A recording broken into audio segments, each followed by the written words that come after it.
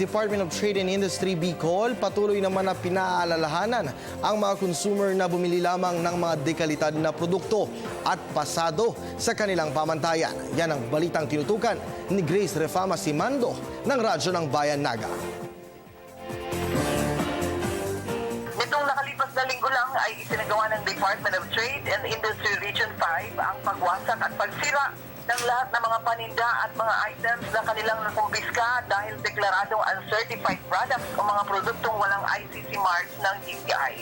Ipinahayag ngayon ni Ms. Bem Berango, ang tagapagsalita ng ahensya, na ang pagwasak ng mga kumpiskadong handaan na talagang seryoso ang ahensya sa pagpapakitang hindi nila tatantanan ang mga nagkakalat na produkto sa mga pamilihan na peke, substandard at hindi ligtas gamitin ng mga consumers.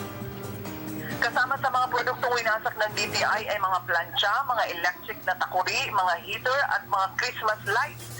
Payo ng DTI sa mga mamamayan na lalo na ngayong magpapasko na, piliin lamang ang pagbili ng mga produktong taglay ang kanilang sticker at ICC marks sa pakete, kahon o packaging ng mga produkto dahil ito ang mga gamit na ligtas at hindi magbubunga ng sakuna sa buhay at mga ari-arian. Radyo ng Bayan Naga para sa Telebisyon ng Bayan, Grace Refama Simando.